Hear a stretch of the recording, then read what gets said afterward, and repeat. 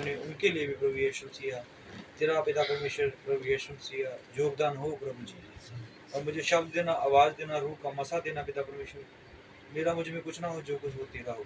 ये प्रार्थना प्रभु यीशु मसीह के नाम से, आमीन। Hallelujah, hallelujah, hallelujah. प्रभु सबको आशीष और बरकत दे, आमीन। तो हमने जो चैप्टर शुरू किया हुआ है तो वो कल थोड़ा सा रह गया था, इसको हम पूरा करेंगे और ये शायद कल भी चले, क्योंकि बहुत अभी पड़ा है इसमें परमेश्वर आपको बहुत कुछ देना चाहता है। तो राजा अहाब जो है वो एक डिसीजन लेता है, वो कहता है इसको पकड़ लो और इसको बंदीगृह में डालो, जब तक मैं जीत कर लौट नहीं आता तब तक इसे दुख की रोटी दो। देखिए परमेश्वर का एक दास जिसने सच्चाई बोली, और लगता है कि सच्चाई जो है वो हर के इंसान बड़ी जल्दी से एक्सेप्ट कर लेगा, नहीं, कठिन है। परमेश्वर ने कहा सत्य को जानोगे तो सत्य तुम्हें क्या कर देगा, स्वतंत्र करेगा, आजाद करेगा। सत्य क्या करता है, आजाद करता है। अगर सत्य ना हुआ तो क्या हुए, फिर हम गुलाम हुए ना। हालेलुया। हम हिंदुस्तान में रहते हैं, बेशक हम कहें जितना मर्जी कहें कि हम आजाद हैं, हमें हर चीज खाने का हक है, हमें हर कपड़ा पहनने का हक है, हमें किसी भी जगह घूमने का हक है, हमें कुछ भी करने का हक है, हम कह सकते हैं हम आजाद हैं। लेकिन बाइबल कहती है आजादी ऐसे नहीं मिलती। हालेलुया। जैसे संसार की आजादी, परमेश्वर कहता है मैं तुम्हें वो शांति देता हूं जो इस संसार की नहीं है, मैं अपनी शांति तुम्हें देता हूं। इसका मतलब शांतियां भी दो हैं भाई, तो आजादियां भी दो हैं। आजाद, सत्य आजाद करा सकता है और इस पृथ्वी का कोई मनुष्य आजाद नहीं करा सकता। हर एक इंसान जो पैदा होता है वो गुलाम पैदा होता है। बेशक जितने बड़े मर्जी हॉस्पिटल में वो पैदा हो, बेशक जितने मर्जी बड़े घर में और बड़े महल में वो पैदा हो, पृथ्वी के किसी भी बड़े बड़े शहर में जब बड़े बड़े बड़े खानदान में पैदा हो, लेकिन बाइबल सबको गुलाम कहती है। किसके बिना, सत्य के बिना गुलाम। हालेलुया। सत्य को जानोगे तो सत्य तुम्हें स्वतंत्र करेगा, आजाद करेगा। अब देखिए वो कहता है कि इनको गुलाम कर लो। अहाब कहता है, देखिए कल हमने जो देखा था एक बहुत बड़ा डिसीजन लेना था कि कुछ जगह के लिए एक युद्ध की तैयारी की उन्होंने, और युद्ध के लिए उन्होंने सब कुछ प्लान कर लिया, सारा कुछ प्लानिंग हो गई है।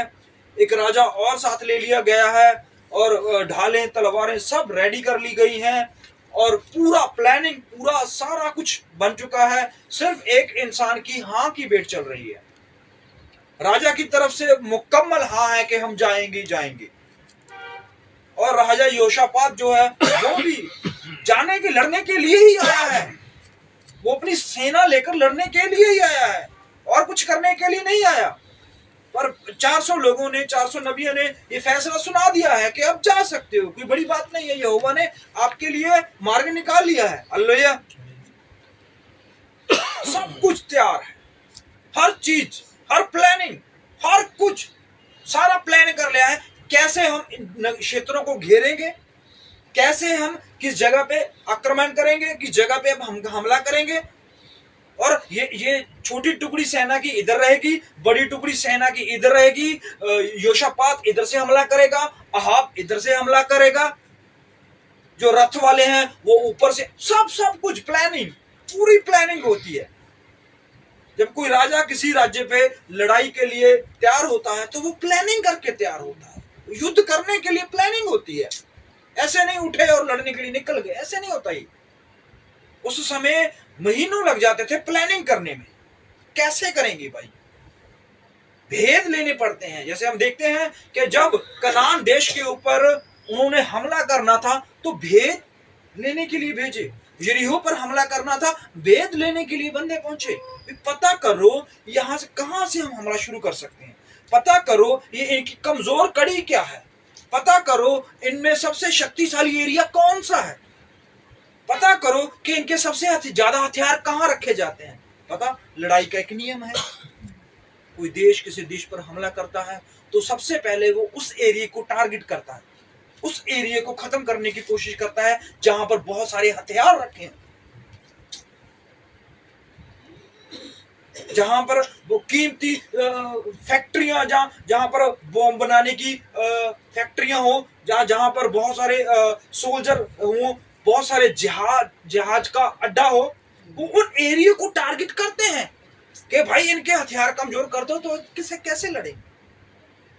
ये प्लानिंग होती है सारी। हर एक इंसान जो है, हर एक देश जो है, वो किसी भी देश पर हमला करने के लिए वो ऐसे प्लानिंग करता है और बहुत बड़ी बड़ी प्लानिंग करता है। तो यहां पर भी सब कुछ प्लान हो चुका है, पूरा सारा सिस्टम, सारी सेना, सब कुछ प्लान हो चुका है। लेकिन क्या हुआ, एक आदमी की हाँ का इंतजार चल रहा था। तो क्या हुआ, योशापात ने कहा भाई 400 लोग तो कह रहे हैं लड़ाई कर लो, लेकिन फिर भी मैं चाहता हूं कोई अगर नबी रह गया है तो हम उसकी सहायता या उससे सलाह ले लें। योशापात की बहुत अच्छी मैं बात मानता हूं कि बहुत अच्छा राजा है जो सलाह लेता है। इंसान जो है उसके अंदर बुद्धि है, बहुत ज्ञानवान है, उसको सब चीजों का तजर्बा है, लेकिन जब आप सलाह नहीं लेते, बहुत सारे काम ऐसे होते हैं, हम हर काम में निपुण नहीं होते। मान लीजिए भाई मानना क्या है, सच में भाई ऋषि जो है वो इम्प्लांट का काम करते हैं, वो घुटने और इनका काम करते हैं, वो इम्प्लांट देते हैं। अब मैं इनको खेत के बारे में पूछूं, खेत के बारे में सलाह लूं, तो फिर मेरे लिए बुरी बात हो जाएगी ना। हाँ, मैं इससे ये सलाह ले सकता हूँ भाई कौन सा इम्प्लांट अच्छा है और कैसे सही है, कौन सा हॉस्पिटल, कौन सा डॉक्टर बेस्ट है, कौन सी मुझे मेडिसिन लेनी होगी और कहाँ मुझे अच्छा जो है इलाज मिल जाएगा। तो मुझे ये अच्छी सलाह दे सकते हैं क्योंकि ये इस चीज में माहिर है।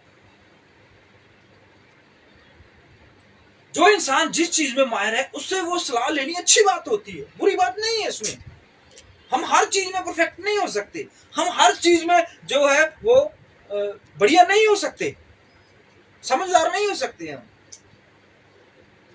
ये राजा है, इसको युद्ध की बहुत अच्छी अभ्यास है, राजा योशापात को, और इसको तलवार चलाना और इसको तीरंदाजी और बड़े बड़े राजाओं को हराने का इसका एक्सपीरियंस है, इसका बहुत तजर्बा है।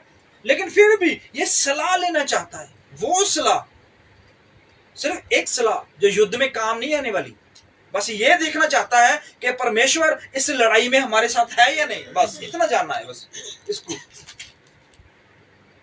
युद्ध तो जीत लेगा, ये तो प्लानिंग कर चुके हैं कि हम जीत लेंगे यार, ये हमारी प्लानिंग हो चुकी है, हम तो जीत लेंगे, ये पूरे मन से आए हुए हैं, इन्होंने पूरी प्लानिंग कर ली है।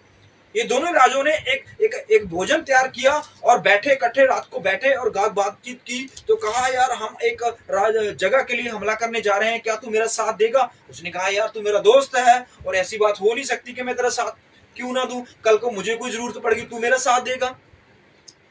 पहले ऐसे होते थे, दो राजा मिलकर, चार राजा मिलकर करते थे। हालेलुया। तो यहां पर भी क्या हुआ आप देखना चाहते हो, मैं आपको जो लेके चलता हूं। चलिए हम निकालते हैं भजन संहिता 83 वहां पर एक बहुत बड़ी प्लानिंग हुई है। भजन संहिता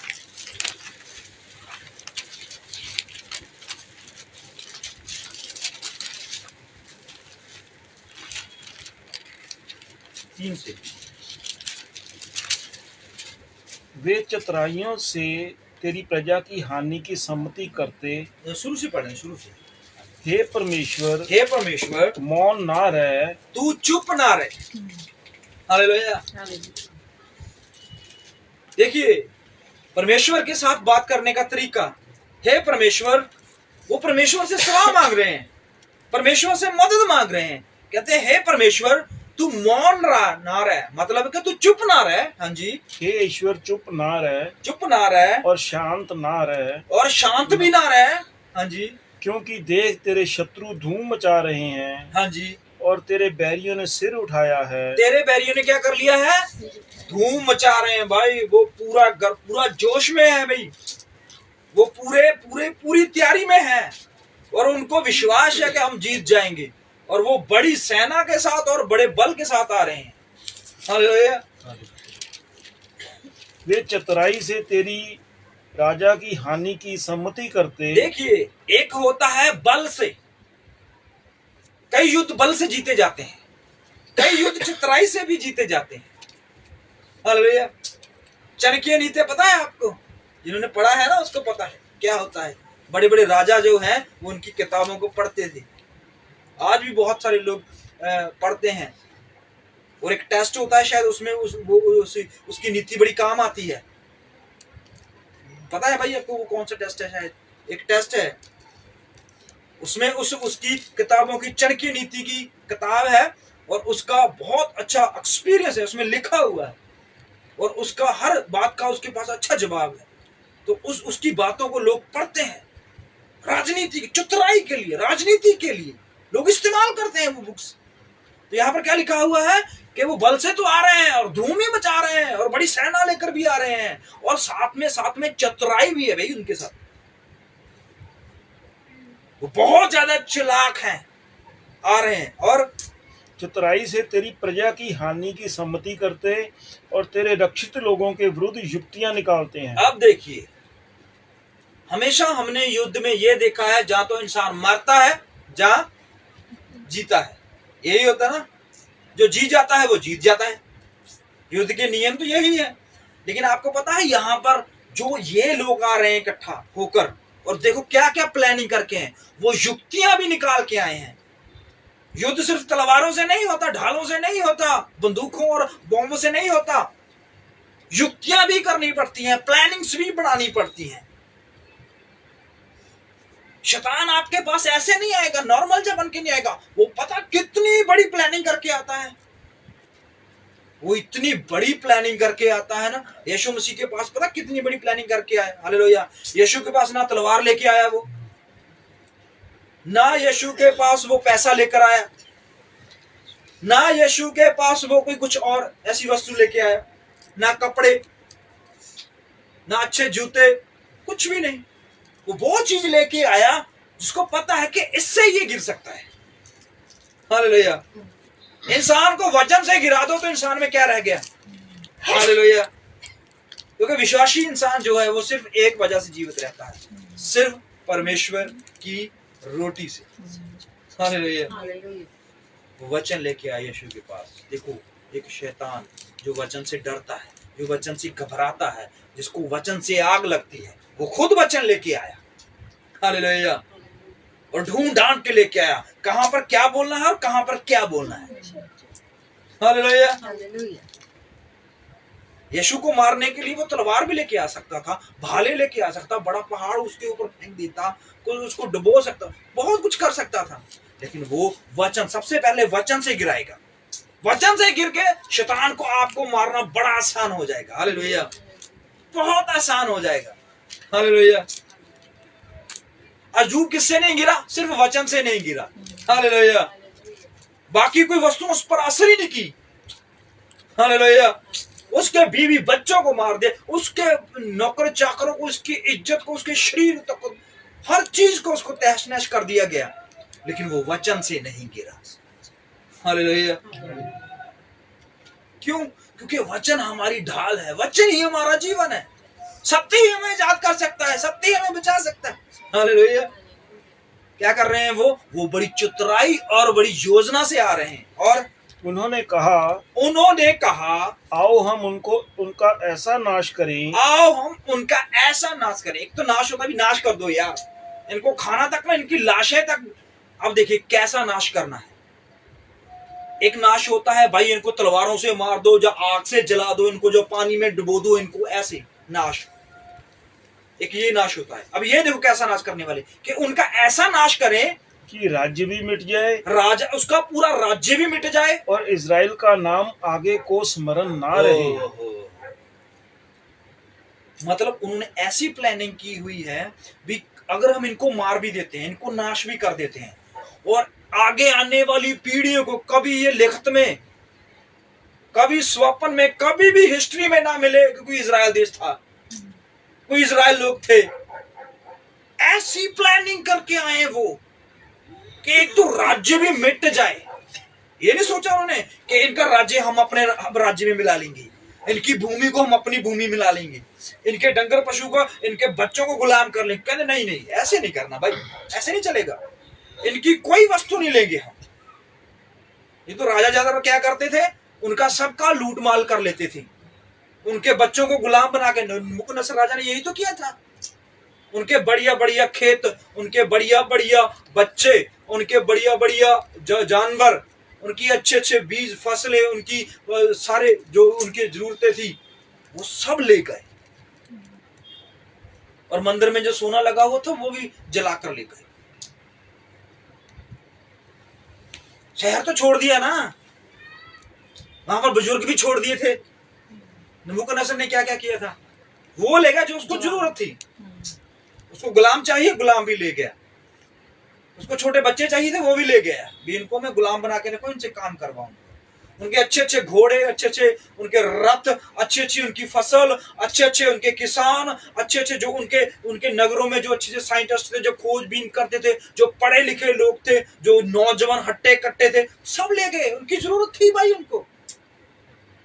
उनके मसाले तक ले गए, उनके कपड़े तक ले गए, उनका सोना जहां दिखा सब घरों में ढूंढा जाके, जहां पर सोना पड़ा है, चांदी पड़ी है, उनके बर्तन तक, उनके कप, जो जो अच्छी अच्छी वस्तुएं थी वो सब ले। जो बेकार रह गए, अरे बुजुर्ग रह गए, इनका क्या करेंगे, वहां पर बीमारी है, वहां पर मरेंगे, बीमारी फैलाएंगे, इनकी यहाँ पर ही छोड़। लेकिन ये लोग जो प्लानिंग कर रहे हैं ना, ये कहते हैं ऐसा नाश करना है हमने कि पूरा नगर, पूरा देश भी मिट जाए और आगे से कोई नाम इनका याद ही ना करे। ऐसा ऐसा नाश करने के लिए प्लानिंग कर रहे हैं। हाँ जी, और उन्होंने एक मन होकर युक्ति निकाली है। अब देखिए, एक मन हो गए। हालेलुया। आपको पता है दुश्मन का दुश्मन क्या होता है, दोस्त होता है। हालेलुया। दुश्मन का दुश्मन दोस्त बन जाता है। अब जो ये अहाब और योशापात जो हैं, ये किनके दुश्मन थे, किनके दुश्मन थे, किनके? अराम के राजा ने इनके गांव को हड़प किया था ना। तो अराम के राजा का दुश्मन कौन है, योशापात। और अराम के राजा का दुश्मन कौन है, अहाब। और ये खुद, अब देखा भी इनका दोनों का एक ही दुश्मन है, तो ये दोस्त बन गए, दोस्त बन गए ना, एक मन हो गए भाई, नहीं लड़ेंगे यार, हराएंगे इसको, ये एक मन हो गए। तो यहां पर क्या हो गया, वो भी सब एक मन हो गए और प्लानिंग बड़ी मजबूत की है, प्लानिंग वो खतरनाक की है। ऐसा विनाश सोचा है ना इसने, किसी भी देश ने, किसी भी राजा ने ऐसा विनाश नहीं सोचा भाई, जो विनाश इन्होंने सोचा। नबूकदनेस्सर राजा दुनिया का बड़ा तकड़ा राजा था, उसने भी ऐसा नाश नहीं सोचा इजराइल भी, कोई इजराइल को आगे से संवारनी ना करे। अरे इतना क्रूर राजा होने के बावजूद भी उसने पता क्या किया था, उसने इजराइल के परमेश्वर का पूरा नाम पृथ्वी पर फैलाया था।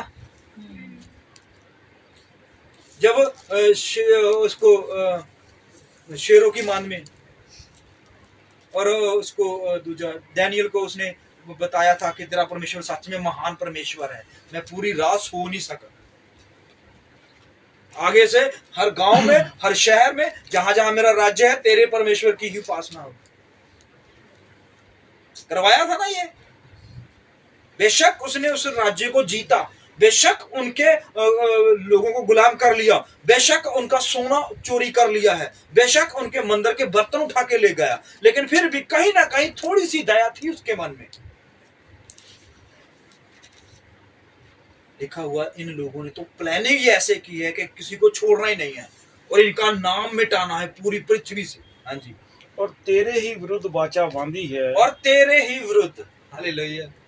अब देखिए, जब कोई इतना बड़ा फैसला लेता है ना, तो वो फैसला परमेश्वर के लोगों के खिलाफ नहीं होता, वो परमेश्वर के खिलाफ हो जाता है। हालेलुया। अरे ये इजराइल कौम को पैदा करने वाला खुद ही परमेश्वर है। हालेलुया। अरे जो मिटाना है तो परमेश्वर ही मिटा सकता है, और इस पृथ्वी पर कोई पैदा नहीं हुआ जो इस संतान को और इस परमेश्वर के औलाद को मिटा दे। हालेलुया। अरे कितने लोगों ने कोशिश की है, आज से कोशिश नहीं चल रही, ये सदियों से कोशिश चल रही है। हालेलुया। मिस्र के लोगों ने इनको मारने की कोशिश की और इनका सत्यानाश और इनको मिटाने की कोशिश की। अरे पानी में डूबकर वो खुद ही मर गए। हम इजरायली नहीं हैं, पर हम जो परमेश्वर के कलाम से उसके लिए परमेश्वर ने जो वादे रखे हुए हैं, जो वाचाएं हैं उनके लिए, उसके खिलाफ हम कैसे जा सकते हैं। हालेलुया। लोगों ने प्लानिंग की। अब देखिए कौन कौन से लोग हैं। हाँ जी, ये तो एदोम के तंबू वाले ये तो अदोम के तंबू वाले हैं और इश्माइली, और गिनते जाना कितने कितने टोटल। पहले है अदोम वाले और इश्माइली मुआबी 3 हो गए, और हुगरी 4 हो गए, गब्बाली 5 हो गए, अम्मोनी 6 हो गए, अमालेकी 7 हो गए, और सोर समेत फलिश्ती हैं। 8 हो गए। 6 के बाद 2 आ गए ना, है सोर और फिलिस्ती। 8 हो गए। और भी है देखो ना, इनके संग अशरूरी भी मिल गए हैं। अशूरी भी आ गए हैं इनके साथ। 9 हो गए। उनसे भी लूत वंशियों को सहारा मिला। लूत वंशी भी आ गए। कितने लोग हैं? 10 कौमें। आगे और है, आगे और भी है, पढ़ लीजिए। और भी है तो इनसे ऐसा कर जैसा देखिए ना, 10 कौमें है ना। 10 कौमों ने क्या किया है? प्लानिंग की है। कौन सी प्लानिंग की है? एक राज्य को समाप्त करने की, एक कौम को खत्म करने की। अरे खत्म तो क्या, उनका नामो निशान मिटाने की, आगे पीढ़ियों तक भी उनका कोई नाम याद ना रखे। हालेलुया। और परमेश्वर ने इब्राहिम से कहा, हे इब्राहिम, तेरी संतान को, तेरे लोगों को, अरे तेरे को जो आशीष देगा मैं उसे आशीष दूंगा, तेरे को जो शराब देगा मैं उसे शराब दूंगा। हालेलुया। प्लानिंग बड़ी जबरदस्त की गई। वहां पर भी उन्होंने प्लानिंग, अहाब और योशापात की प्लानिंग, वो एक राजा पे हमला करने की प्लानिंग कर रहे हैं। और पूरी पृथ्वी में से ये प्लानिंग जो है वो बड़ी डिसेंट प्लानिंग है और बड़ी खतरनाक प्लानिंग है। अरे 2 गुट मिले हुए हैं, एक यहूदा और एक इजराइल। ये दोनों गुट मिलकर उसके ऊपर हमला करने की कोशिश कर रहे हैं। लेकिन एक भविष्यवक्ता ने इस बात के लिए मना कर दिया, जाओ भाई, लेकिन मुझे सब भेड़ें तितर बितर नजर आ रही हैं। उसने कहा, पकड़ो इसको, डालो जेल में, खाना मत दो, पानी मत दो, इनको दुख की रोटी दो, इनके कोड़े लगाओ, इसको बंदीगृह में डालो, ये करो वो करो, हम आते हैं अभी मारकर अरामियों को। पढ़ेंगे जी वापस वहां पर 22 की पहला राजा 22 और उनसे कह, राजा यूं कहता है कि इसको बंदी गृह में डालो और जब तक मैं कुशल से ना आऊं, हाँ जी, तब तक इसे दुख की रोटी और पानी दिया करो। तब तक इसको दुख की रोटी और पानी दिया करो। हाँ जी। आगे अब शुरू होता है, ये वहां तक हमने देख ही लिया था संडे में। अब आगे क्या करते हैं प्लानिंग, पढ़ेंगे। और मीका ने कहा, हाँ जी, यदि तू कभी कुशल से लौटे, हाँ जी, तो जान कि यहोवा ने मेरे द्वारा नहीं कहा। अगर तू वापस सही सलामत लौटा, ये योशापात की बात नहीं हुई है, ये राजा हाब की बात हुई है। हाब की बात कि अगर तू सच में वापस लौट आया तो मैं सच में यही कहता हूं कि मैं झूठा भविष्यवक्ता हूं। परमेश्वर ने मेरे साथ बात की नहीं। देखते हैं फिर इस बात पर वो सच्चा निकलता है या नहीं, पढ़ेंगे। फिर उसने कहा, हे लोगों, तुम सब के सब सुन लो। तब इजराइल के राजा और यहूदा के राजा यहोशापात, हाँ जी, दोनों ने गिलाद के रामोत पर चढ़ाई की। अब देखिए यहाँ पर रुके थोड़ा सा। अब सिर्फ एक आदमी के लिए रुके हुए थे ना, 400 नबी तो हाँ कर चुके हैं, हाब भी मान चुका है हमें हमला करना चाहिए। यहोशापात ही था जो कहता था कि नहीं, रुकते हैं और एक आदमी की सलाह ले लेते हैं। लेकिन जब वो आदमी आया तो उसने मना कर दिया, उसने कहा भाई खतरा है, आगे मत जाइए। तो यहोशापात फिर भी मान गया। अब अहाब ने उसे कैसे मनाया होगा भाई? उसने उसको पता नहीं क्या क्या बातें बोली होंगी, उसने पता नहीं क्या क्या उसको समझाया होगा। भाई मैंने कहा था ना ये झूठा भविष्यवक्ता है, मेरे खिलाफ बोलेगा, देखो ये 400 अच्छे हैं कि नहीं अच्छे। हालेलुया। तो कैसे ना कैसे भरमा लिया गया, कैसे ना कैसे मिला लिया गया बीच में। हालेलुया। यहोशापात को यकीन दिला दिया गया है कि हम सच्चे हैं भाई। यहोशापात को पूरी तरह अपने कब्जे और अपने वश में कर लिया गया है कि नहीं, हम सच्चे हैं। अरे ये झूठा है, देखा चपेड़ मारी, परमेश्वर ने कुछ किया? नबी ने मारी है। अरे भाई नबी ने चपेड़ मारी है, मैंने तो नहीं मारी है, नबी ने मुंह पे मारा है ना इसके थप्पड़। तो परमेश्वर ने तो कहा है मेरे शुद्ध किए हुए को टच तक ना करो। अभी देखो टच किया और ऐसा टच किया, क्या किया परमेश्वर ने? इसका मतलब ये झूठा है। समझ लो बात। कैसे ना कैसे उसको इस बात के लिए मजबूर कर दिया गया कि नहीं यहोशापात हम सही हैं। आपको अगर ये बातें और घुमा फिरा के ये बात के लिए प्रेरित कर दिया गया है, जब आपके ऊपर जोर डाल दिया गया, जब आपके ऊपर इस पूरी तरह आपको वश में कर लिया गया है कि नहीं हम सही हैं, तो गलत है। बाइबल में लिखा हुआ है कि जो कहता है कि मैं पापी नहीं हूं वो सबसे बड़ा पापी है। हालेलुया। जो कहता है मैं झूठ नहीं बोलता वो सबसे बड़ा झूठा है। जो कहता है मैंने कभी खुदा के खिलाफ बोला नहीं है वो सबसे बड़ा खुदा के खिलाफ बोलने वाला है। अरे हम रोज कितने झूठ बोलते हैं। हालेलुया। बेशक अनजाने में बोलते हैं। हालेलुया। कितने पाप करते हैं जिसको सिर्फ हम याद नहीं करते, उसको स्मरण नहीं करते, उसको करके हम भूल जाते हैं। लेकिन अगर परमेश्वर याद करने पे आ जाए, लिखा है इस पृथ्वी पे कोई मनुष्य, एक मनुष्य भी पवित्र नजर ना आए। वश में कर लिया गया, यहोशापात को वश में कर लिया गया। यहूदा का 400 नबी बैठा हुआ है और इस बात के लिए वो खड़ा है, अरे यार हम 400 हैं और हम खुदा का कलाम बोल रहे हैं। अरे वो कहता है देखो हमने उसको बुलाया, अरे उसकी शक्ल देखो लगता है किसी तरह से भविष्यवक्ता, अरे उसका जीवन देखो कैसा है, अरे उसका उठना बैठना देखो कैसा है, अरे ये तो चुंगी लेने वालों के साथ बैठता है, अरे ये तो ये करता है, अरे ये तो इसके चेले तो ये कुछ करते हैं, अरे तो ये टैक्स नहीं देता, अरे ये धर्म परिवर्तन करने वाला है, अरे ये तो ये है, अरे हमको देखो। हालेलुया। आप समझ रहे हो मैं कहां पर बात कर रहा हूं? अंत के दिनों में लोग मेरे नाम से आएंगे और बहुत सारे लोगों को क्या कर लेंगे? अरे हाँ भरमा लेंगे। पता आपको ये भरमाना कैसा होता है और कैसे आता है ये भरमाना? ये भरमाने वाली आत्मा यीशु के पास खड़ी थी और उसने कहा कि हम जाते हैं उन कितने लोगों के पास? 400 लोगों के अंदर जाएंगे और उनको क्या करेंगे? भरमाएंगे और उनके मुंह से क्या करवाएंगे हम? अरे बाप रे बाप। हालेलुया। मसीह कहता है मैं ये अंत के दिनों में होगा, लोग मेरे नाम से आएंगे। बहुत सारे, अरे थोड़े नहीं है, थोड़ों को नहीं बोला, बहुत बोला है। हालेलुया। बहुत सारे लोगों के कर लेंगे अपने। समझ चल रहा भाई बहनों, सतर्क हो जाइए। खुदा के पीछे चलने का समय है, इंसानों के पीछे चलने का समय नहीं है। आप किसी भी उस इंसान की मत सुनिए जो परमेश्वर के कलाम से अलग बोल रहा है। आप इस कलाम की सुनिए, आप इस कलाम पर विश्वास रखिए, यही आपको आजाद करेगा। बाकी सब झूठे हैं। यीशु ने खुद कह दिया है जितने मेरे से पहले आए क्या है? अरे बाद में भी आए बहुत अच्छे हैं रे। हालेलुया। सिर्फ एक ही पवित्र है जो स्वर्ग से उतरा है। हालेलुया। और जो स्वर्ग में चढ़ा है वो ही है केवल, उसके पीछे चल। अरे पतरस, यूहन्ना, याकूब को परमेश्वर ले गया ऊपर। कहां ले गया? पहाड़ के ऊपर ले गया और आकाशवाणी हुई। हालेलुया। आकाशवाणी हुई, ये मेरा प्रिय पुत्र है। किसकी सुननी है? अरे नीचे है परमेश्वर ने कहा लोग मेरे बारे में क्या कहते हैं?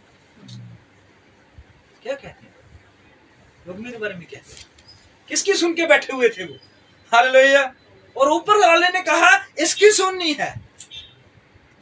खा यीशु के साथ रहे हैं। अरे 4 दिन के मरे हुए लोगों के सामने यीशु उसको जिंदा कर रहा है, देख रहे हैं आश्चर्य कर्म। अरे उसकी सास पता नहीं कितने दिन से बीमार थी, यीशु ने छू के चंगा कर दिया, सब कुछ देखा। अरे एक 12 वर्ष से रोगन औरत ने छू लिया, ये देखा।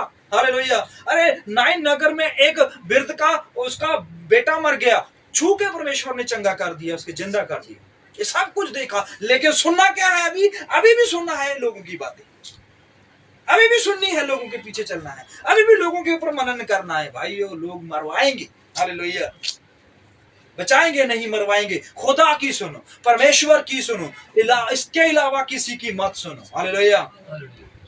परमेश्वर आपको कहता है, हालेलुया, अगर आज तुम मेरी बातों को सुनो और इस पर चलो और मानो, जो मैं आज तुमसे कहता हूं, कल नहीं कहता, आज कहता हूं परमेश्वर, तो तुम धन्य होगे। हालेलुया। यहां पर क्या हुआ? एक राजा ने एक राजा को भरमा दिया। हालेलुया। यहोशापात बेशक वो लड़ने में बहुत माहिर हो, बेशक वो अपने राज्य का देखभाल करने में बहुत निपुण हो, बेशक उसका एक्सपीरियंस जो है वो अपने खेतों और अपनी प्रजा के लिए बहुत तकड़ा हो, लेकिन वो इस बात से हार गया। किस बात से? कि वो भी नहीं पहचान सका। हालांकि रोक के रखा उसने, हालांकि उस युद्ध को डिले कर दिया, नहीं आने दो उसको, एक जो रह गया है आने दो, सुनना चाहता हूं। केवल सुनना ही है, मानना नहीं है। हालेलुया। केवल सुनना नहीं है। अभी वो आया है, उसको बुलाकर यहां पर लाया गया है, अब जब बुलाया है तो सुनो फिर उसकी और उसकी मानो। हालेलुया। आप खुदा के पास आए हो, हालेलुया, केवल सुनने के लिए आए हो। अरे सुन भी लो और मान भी लो। हालेलुया। यीशु ने कहा है, जो मेरे वचनों को सुनता है और मानता है वो नजात पाएगा। हालेलुया। अरे सुनने से कुछ नहीं होगा, शैतान आपसे ज्यादा वचन सुनता है। हालेलुया। आपसे ज्यादा इस पृथ्वी पर और भी बहुत सारे लोग वचन सुनते हैं, जिनके 24 घंटे घरों में वचन चलता है, जिनके जीवन में 24 घंटे वचन जो है वो रहता है। यीशु ने मत्ती 7 में क्या कहा था? बहुत सारे लोग, कम बहुत सारे लोग। अरे एक तो बहुत सारे लोग थे जो भरमाए गए थे, चले गए पीछे उनको। हालेलुया। एक बहुत सारे ऐसे भी आए। अब देखना कितने लोग आ रहे हैं। अरे बहुत ही आ रहे हैं। एक तो यीशु के नाम से बहुत लोग आए और उन्होंने क्या किया? उनको भरमा लिया और उनको अपने पीछे कर लिया। थोड़ों को नहीं किया, बहुत सारों को लोगों को किया। अब एक और बहुत सारे आ रहे हैं, मत्ती 7 में आ जाएंगे आपको। वो भी आएंगे और कहेंगे हमने तेरे नाम से ये, तेरे नाम से वो, तेरे नाम से ये भी थोड़े नहीं है, बहुत हैं। वो भी आकर यीशु को यही बोलने वाले हैं। हालेलुया। हम ये, हम वो। हालेलुया। और यीशु कहता है, मैं तुम्हें नहीं जानता, क्योंकि तुम्हारे नाम मेरी हथेली में नजर नहीं आ रहे। हालेलुया। काम कहाँ है? मिसिंग कहाँ हो गई? क्योंकि इस कलाम को बनाने वाले को, इस कलाम के पीछे नहीं हुए, इस कलाम को सुनाने वाले के, इस कलाम को बोलने वाले के, इस कलाम की बुनियादी करने वाले के पीछे हो गए, चाहे वो जैसे मर्जी करे। हालेलुया। अच्छी बात है, परमेश्वर ने कहा है मेरे भेजने वाले पर विश्वास करो, पर इस कलाम से देखिए। हालेलुया। जो अपने पीछे लगाता है वो उसका भेजने वाला नहीं हो सकता, जो खुदा के पीछे लगाएगा वो भेजने वाला होगा। हालेलुया। यूहन्ना ने कहा था अच्छा है। हालेलुया। अरे कहा यूहन्ना कितने बपतिस्मे तूने दे दिए मन फराव के। हालेलुया। अरे कितनी भीड़, सांप के बच्चे खड़े हैं, यहूदी खड़े हैं, अरे फरीसी खड़े हैं, सदूकी खड़े हैं। हालेलुया। इनमें से कोई भी इंसान जो है वो तेरे चेलों को अपने पीछे नहीं लेके गया, सिर्फ एक आया। हालेलुया।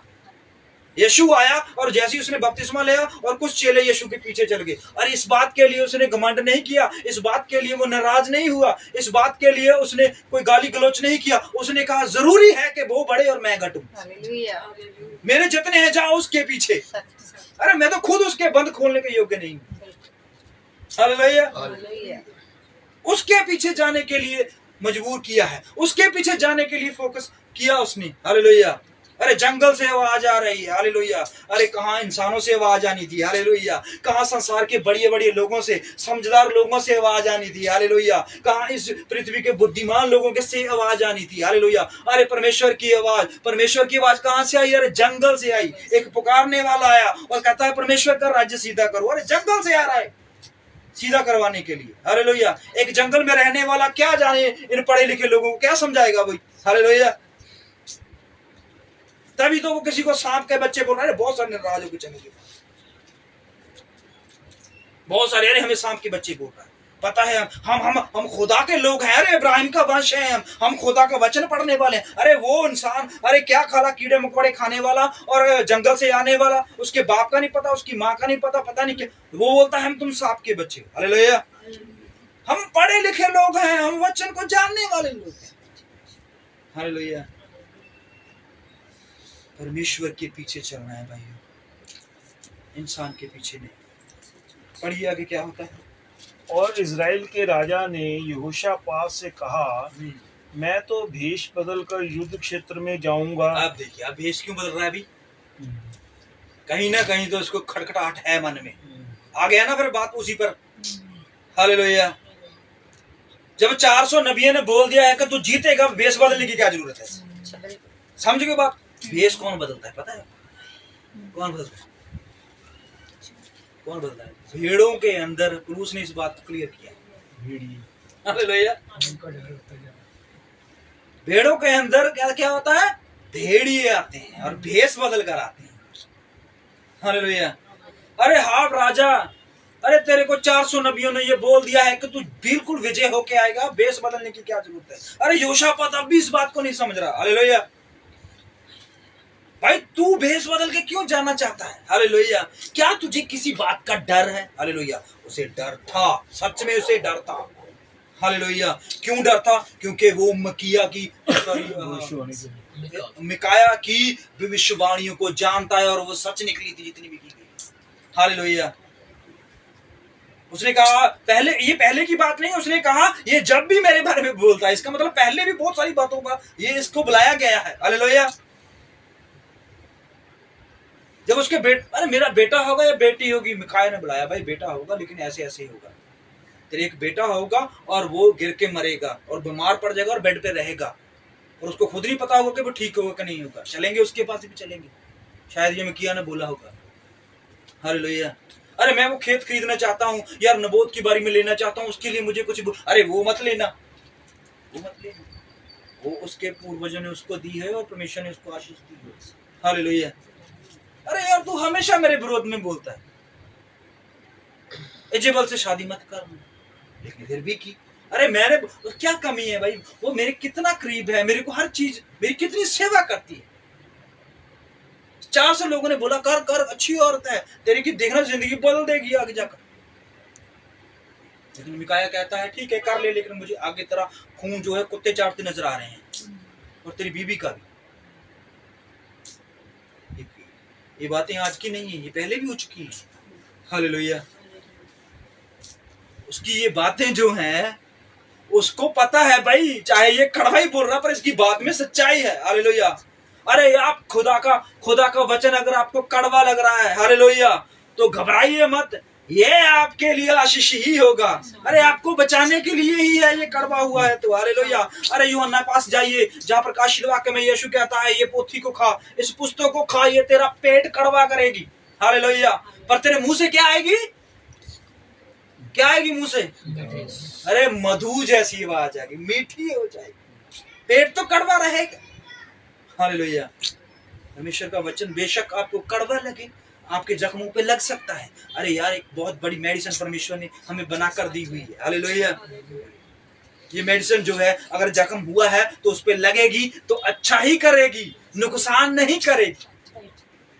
डॉक्टर के पास जाते हैं, डॉक्टर क्या करता है, इतना बड़ा जख्म, वो उसके ऊपर दवाई डालो, इतनी सारी आवाजें निकलती है, आंसू आ जाते हैं, लेकिन वो क्या करती है मेडिसिन, वो उस जख्म को धोती है, उसके अंदर कीटाणु को मारती है, उसके अंदर खून को रोकती है, उसकी सफाई करती है।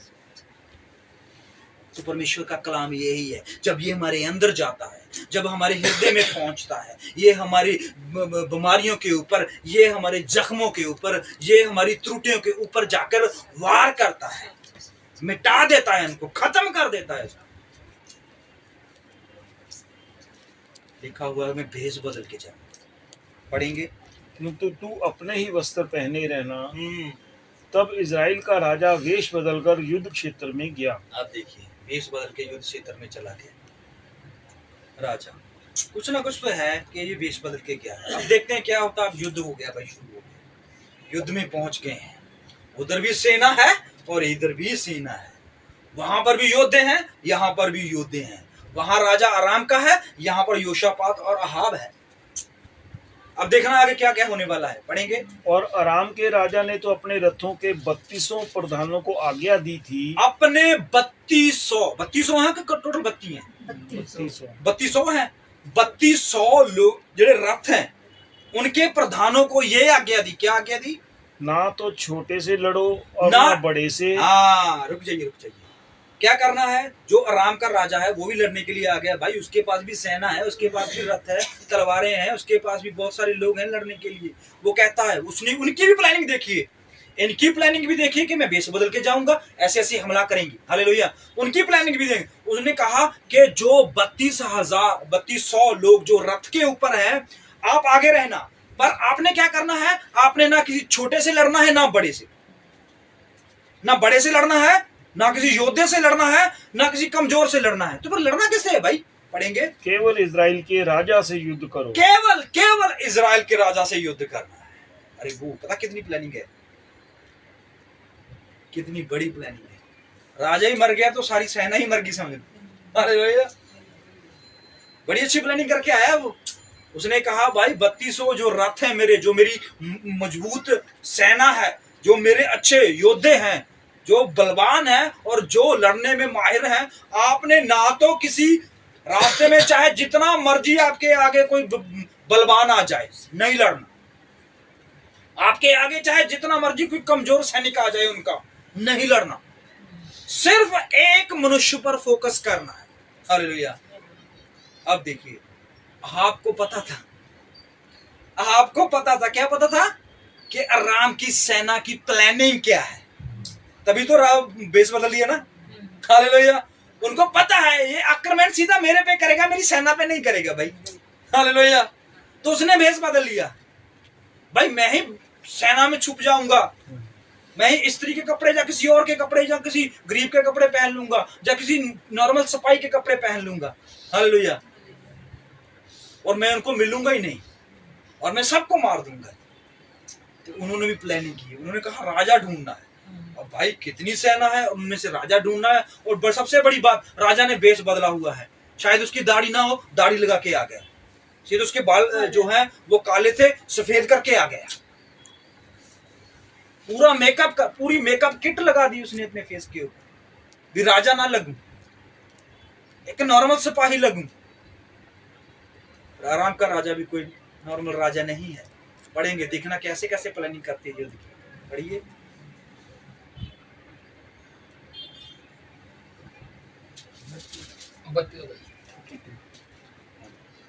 तो जब रथों के प्रधानों ने यहोशापात को देखा, जब रथों के प्रधानों, अब मारना किसे था? अहाब को मारना था ना। अब जब जो 3200 लोग थे जो रथों के ऊपर थे, योद्धे थे, उन्होंने योशापात को देख लिया, तो क्या किया फिर? तब कहा निश्चय इजराइल का राजा वही है।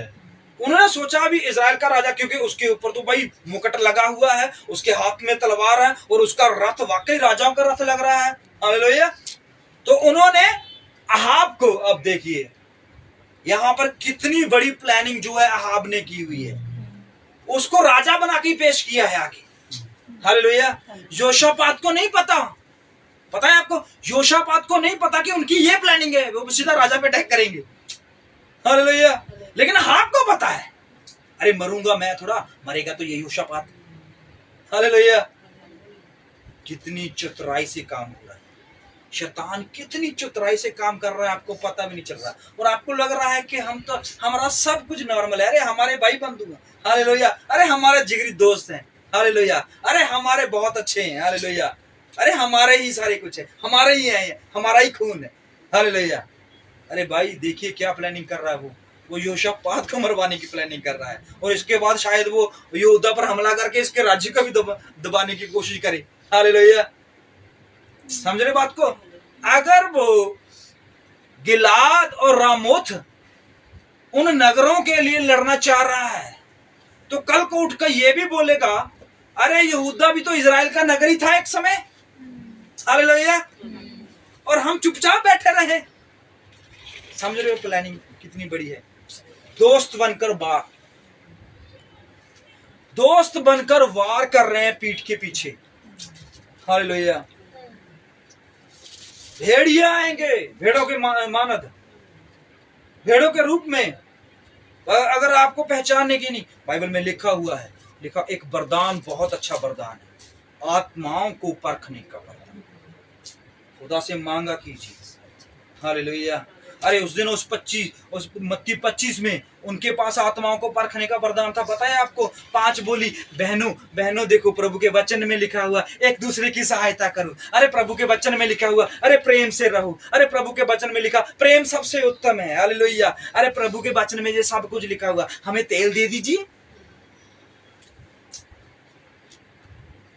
अरे परमेश्वर ने कहा, अरे परमेश्वर ने कहा किसी ने तेरे को वो मांगा, कुर्ता मांगा, उसको धोती भी दे, चप्पल मांगा, उसको बटुआ भी दे। परमेश्वर ही तो लिखा हुआ है। ये किस में लिखा हुआ? वचन में ही तो लिखा हुआ है ना। तो 5 कुंवारियों ने क्यों नहीं दिया उसको? 5 कुंवारियों ने क्यों नहीं तेल दिया भाई उनको? परमेश्वर ने कहा है सर्प की मानत और कबूतर की मानत। हालेलुया। उन्होंने कहा भाई देख, तेल तो हमारे पास है, पर वो हमारे लिए है, हमारे लिए ही है, ले सको, बाहर मिलता है, लीजिए वहां से जाकर। आपने कहा दोस्त है तू मेरा मित्र, तू मेरा सच्चा है, हम एक ही खून, एक ही गोत्र और एक ही हम राजा से आ रहे हैं, हमारा पता है इब्राहिम। हालेलुया। हम खून भाई हैं हम, लेकिन तू राजा के वेश में जाना और मैं एक फकीर और सिपाही के वेश में जाऊंगा। हालेलुया। और रथों वालों ने क्या देखा? अरे बाप रे बाप, अरे यहूदा का राजा वो है। हालेलुया। आपको क्या लगता है परमेश्वर ये सब नहीं देखता? अरे देखेगा, करेगा न्याय। आ रहा वो पढ़ेंगे। और वे उसी से युद्ध करने को मुड़े, वो उसी से युद्ध करने को मुड़े। तब यहोशापात चिल्ला उठा।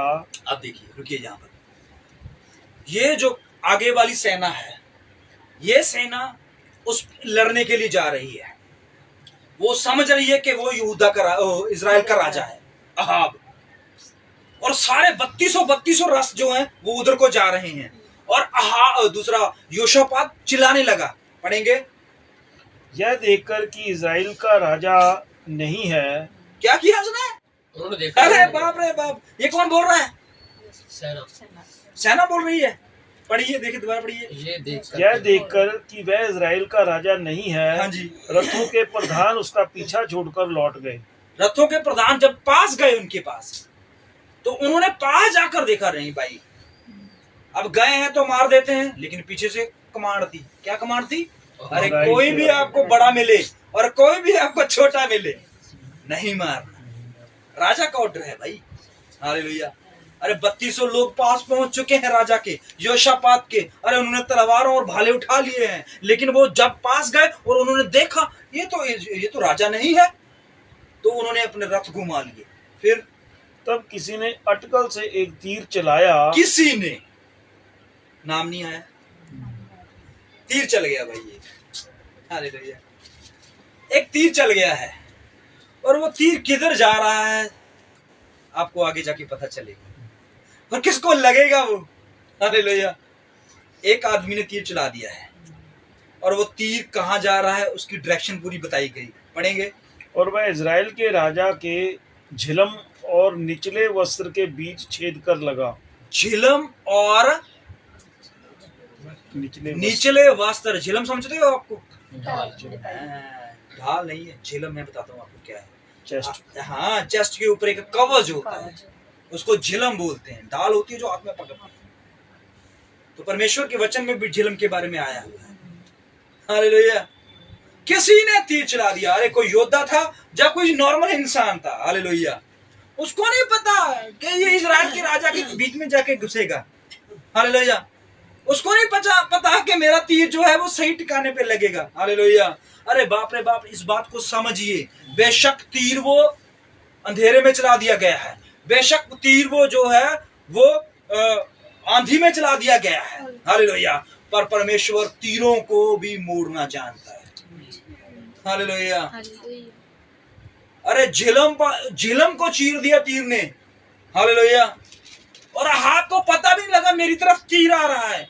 एक ही था भाई, एक से तो वो बच सकता था, इतना तो एक्सपीरियंस था ना उसके पास। अरे उसके पास ढाल तो थी ना, उसके झिलम तो पहनी हुई है ना। एक तीर को वो बचा नहीं पाया। अरे ये तीर नहीं था, ये परमेश्वर के मुंह से निकला हुआ शब्द था, हालेलुया, जो किसी बात से खाली नहीं जाता। उसने कहा ये पृथ्वी और आकाश चल जाएंगे, पर मैंने जो बोल दिया है वो पूरा होके रहेगा, हालेलुया। अगर परमेश्वर ने आपके लिए आशीष बोली हुई है तो हो नहीं सकता कि आपको आशीष ना मिले, हालेलुया। वो तो आपको नींद में आशीष दे सकता है, अरे वो तो आपको खेत में आशीष दे सकता है, अरे वो तो आपको जंगलों में आशीष दे सकता है, हालेलुया। वो ऐसा परमेश्वर है। एक तीर आके अहाब के लगा, योशापात की तरफ नहीं गया, हालेलुया। वापस किसे लौटना था? अरे मिकाया की वो भविष्यवाणी कौन पूरी करता? हालेलुया। अरे परमेश्वर की उस कहे हुए शब्दों को कौन देखता? हालेलुया। अरे परमेश्वर की उस भविष्यवाणी को कौन पूरा करता? हालेलुया। अरे खुद परमेश्वर ही करेगा। अरे जंग चाहे किसी की भी हो, हालेलुया, लेकिन आपके साथ अगर परमेश्वर अनबोल्व है, हालेलुया, उस जगह पे, हालेलुया, उस जगह पे मिकाया ने क्या कहा था? हालेलुया, क्या कहा था? मुझे तितर बितर नजर आ रही है भेड़ें, हालेलुया। उस जगह पे परमेश्वर ये सब कुछ देख रहा था। अरे एक तीर के पूरे डायरेक्शन को चेंज कर दिया परमेश्वर ने, झिलम तक उसकी चीर कर उसके छीने में घुस गया। और देखिए तब उसने अपने साथी से कहा, उसने, किसने? अहाब ने अपने साथी से कहा, मैं घायल हो गया हूँ। मैं घायल हूं। मरा नहीं है वो, मरा नहीं है वो, घायल हुआ है। अभी भी गए हैं युद्ध में तो घायल लग हो सकते हैं, हालेलुया, लग सकती है चोटें, लग सकते हैं कट। तो क्या हो गया? घायल हो गया, पर मरा नहीं है अभी। अब आगे बढ़ते जाइए धीरे धीरे। हाँ जी। इसलिए बागडोर फेर कर मुझे सेना में से बाहर निकाल के ले चल। अब क्या कर? मुझे देखिए, ये जितना जितना उतावला था ना लड़ने के लिए, उतना ही भागने के लिए अब उतावला है। अरे राजा के चाहे हाथ कट जाए वो नहीं भागता, क्योंकि राजा के सिर के ऊपर ही सेना टिकी होती है, हालेलुया। अरे राजा ही भाग गया तो सेना किस बात के लिए खड़ी रहेगी, हालेलुया। वो कहता है ऐसा कर, मुझे इस सेना से बाहर निकाल किसी तरह से। अपनी सेना को छोड़ के आ गए, अपने ही लोग, अरे अपने दोस्त को छोड़ के आ गए वहां पर जो इसके लिए लड़ने आ रहा था, हालेलुया। अब वो बाहर ले गया, पढ़ेंगे। और उस दिन युद्ध बढ़ता गया। क्या हो गया? युद्ध बढ़ता ही गया, युद्ध तो बढ़ता गया, हालेलुया। पूरा दिन की बात आई है, पूरा दिन युद्ध जो है वो युद्ध बढ़ता ही गया, विराम हुआ ही नहीं इस युद्ध में। खाने खाने का टाइम ही नहीं मिला किसी को पट्टी करने, किसी को पानी पीने का टाइम तक नहीं मिला। अभी यहोशापात क्या कर रहा है इसके बारे में कुछ ज्यादा जिक्र नहीं आया, और पढ़ते जाइए आगे क्या क्या होने वाला है। और राजा अपने रथ में औरों के सहारे अरामियों के सम्मुख खड़ा रहा। हाँ जी। और सांझ को मर गया। क्या हो गया? मर गया। सांझ को मरा जाकर। अभी भी यहाँ पर बात खत्म नहीं होगी, हालेलुया। क्या हो गया? अरामी सेना के सामने तो खड़ा रहा, पर क्या किया? फायदा हुआ नहीं। योशापात का क्या हुआ? क्या वो भी मर गया? चलिए दूसरा राजा, उसका पहला ही अध्याय।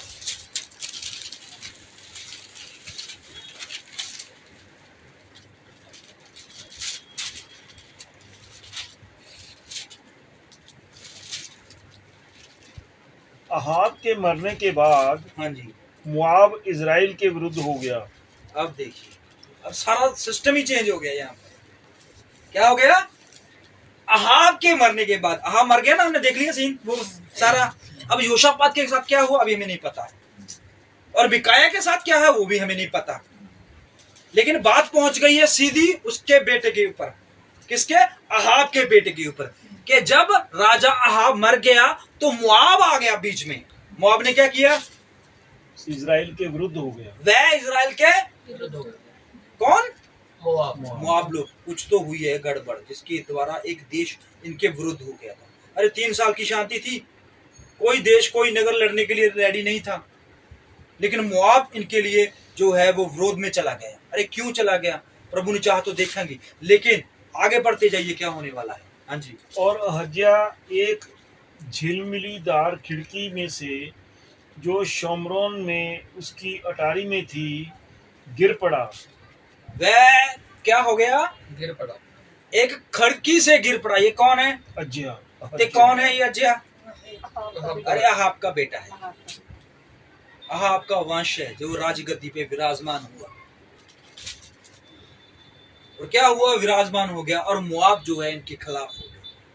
अब क्यों हुआ इसको प्रभु ने चाहा तो हम देखेंगे। मिका का क्या हुआ? वो दूजा उसका क्या हुआ?